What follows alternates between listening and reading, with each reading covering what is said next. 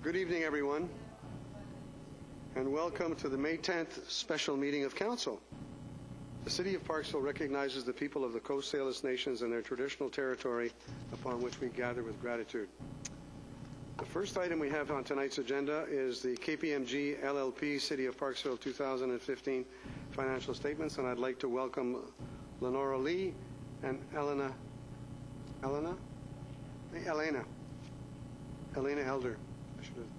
This is from KPMG. So we have a presentation from KPMG regarding the City of Parksville's audited 2015 statements. So I won't call for a mover and a seconder until you've made your presentation. So welcome and make yourself at home. Thank you. Thanks for having us here tonight. What we wanted to do is just share the results of our audit and the findings with you prior to acceptance of the financial statements. We have completed our audit of the City of Parksville. There are no outstanding items remaining prior to the finalization of our audit opinion. As drafted, the audit opinion is a clean audit opinion, so it indicates that the financial statements are prepared accurately and in accordance with public sector accounting standards. There's no anomalies or unusual items in terms of our audit report. It is a standard audit opinion that's issued for local governments throughout BC with a clean audit opinion. In terms of the audit findings report, we have met with the audit committee prior to council and reviewed in detail our findings. Again, there are no outstanding matters there in regards to items requiring resolution prior to finalization of the financial statements. The city had a successful year again in 2015. The annual surplus was $8 million in comparison to a budget of $13 million. Of the $8 million surplus, approximately $5 million related to donated capital contributions for developments within the city.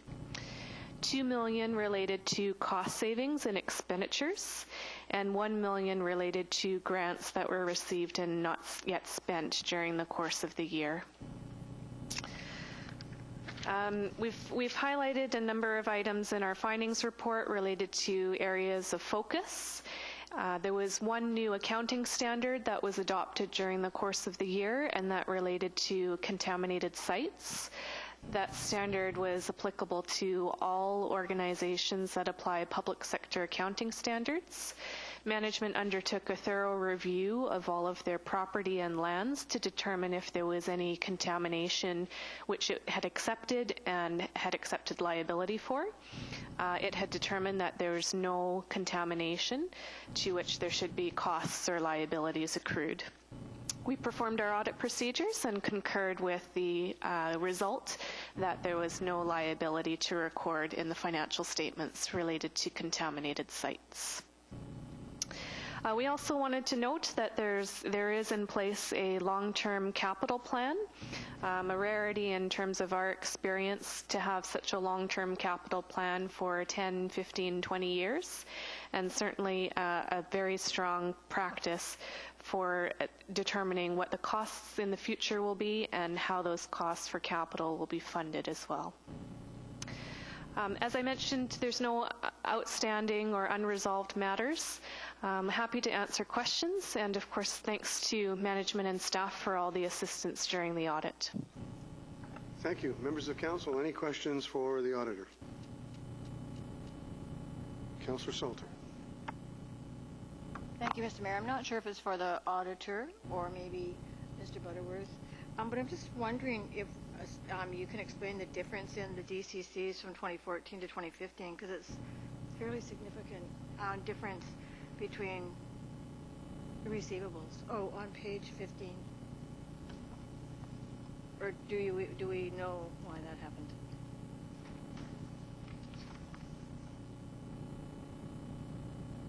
Uh, 15? 1-5?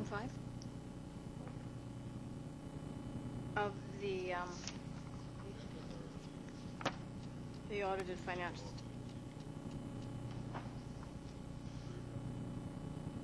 Yeah, the DCC, yes.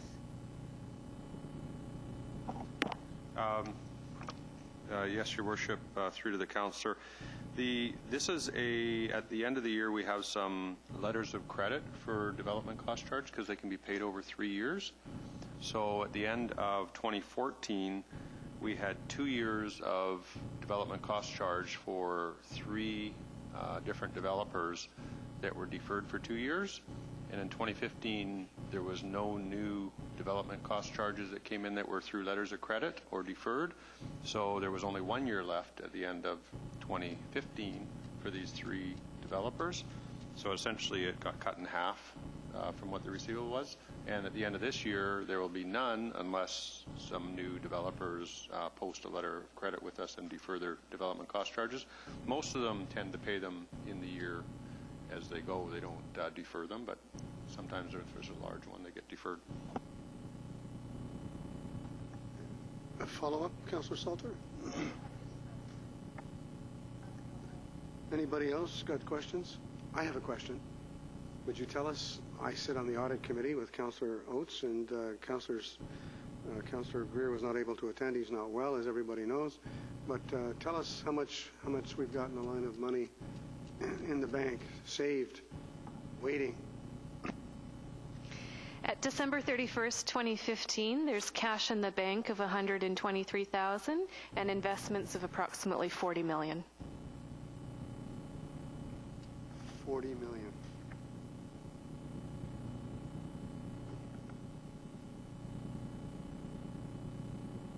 For me, that's money. That's accessible money. I don't know if Councillor Greer is watching, but Councillor Greer, you should know that we've got investments of $40 million. Councillor Salt.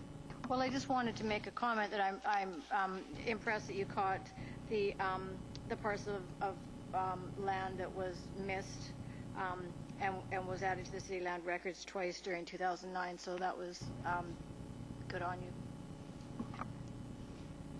And those were actually management adjustments as well. In the process of adopting the contaminated site standard, there was a very thorough review of the land inventory that was in the accounting records. And when compared to the internal engineering records, they noted that there was discrepancies and items missing.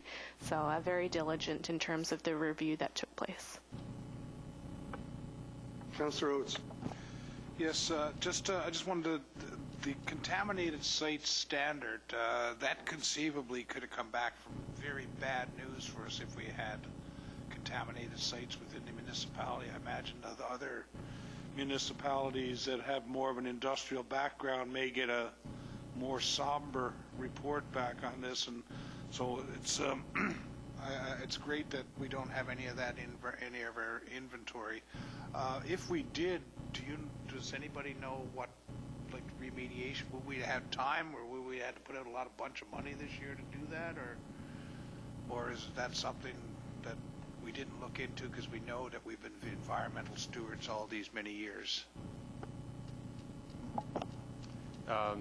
Yeah, what it is there's and I'm not the expert on the standard as much as the auditors are, but there would be an impairment we would have to set up a liability for the future costs. We may never do anything with it, but it just needs to be set up on the books. So we could choose to clean it up, or we could choose not to, but we would need to recognize that there's a potential liability there. Councillor Patterson and Councillor Salter. Thank you, Worship. Thank you for your presentation, as it is the first one that we've had from you. You did mention that we have a long-term budget that we look ahead 5, 10, 15, and 20 years in, and you said that's a bit unusual in your practice. Can I ask what the usual standard that you're seeing maybe? I would say that many local governments are still in the development stages of developing a longer-term capital plan. So we often see 5 years as the minimum as required under the Community Charter and Local Government Act for council and management to have the foresight to project that into the longer term. and plan both costs and resources to align with that long-term capital plan, I would say is very forward-thinking in comparison to the other local governments that we're involved in. Could I ask just a kind of a general type question? Do you look after quite a few municipalities and Yes, so within our practice in the province, we're the leaders in terms of local government auditors. So we audit in excess of 30 to 40% of the local governments in BC. Councillor Sol. Oh, thank you, Mr. Mayor. So I just have one more question, and that is, it's on page 18, and we're talking about the demand notes. And I'm just wondering, it says, so it says, as of December 2015, there were contingent demand notes that were outstanding. So what does that mean for us? What does that mean? What do we have to do about that? The terms of the debt with the Municipal Finance Authority are such that they hold debt reserve funds in case there is ever a default, and there hasn't been any in their history. So as part of the loan arrangements, each borrower through their regional district needs to set aside both a cash component and a contingent note. So this item here is not recorded as a liability to the city. It would only be called if there were a situation of default by the regional district. So it's out there and disclosed as a potential future cost, but only should it be required in case of default. Follow up? Yeah, so it could just be thick, but but it says it's outstanding. Does that mean we're still needing to put these dollars in for the regional district to hold, or what does that mean, the outstanding? No, they're only notes. So at the time that your debt matures, those notes will be forgiven and there'll be no cash exchange. Okay. Seeing no further questions, I need a mover and a seconder. I can have both recommendations brought together, moved by Councillor Oates, seconded by Councillor Beal. Any further comments or discussions on the recommendations? Seeing none, I'm going to call the question. All those in favor? Thank you. That is carried. The next item, thank you very much, by the way, for your presentation.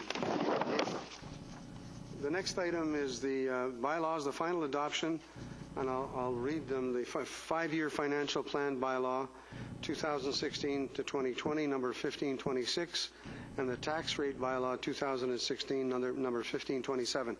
I need a mover and a seconder for the recommendations. Do I have Councillor Salter, Councillor Patterson? Any comments, any questions? Seeing all those in favor? Thank you. That is carried. And finally, I need a motion to adjourn. Do I have a mover? Councillor Beal, seconded by a seconder. I need a seconder. Seconded by Councillor Salter. Thank you. We are adjourned.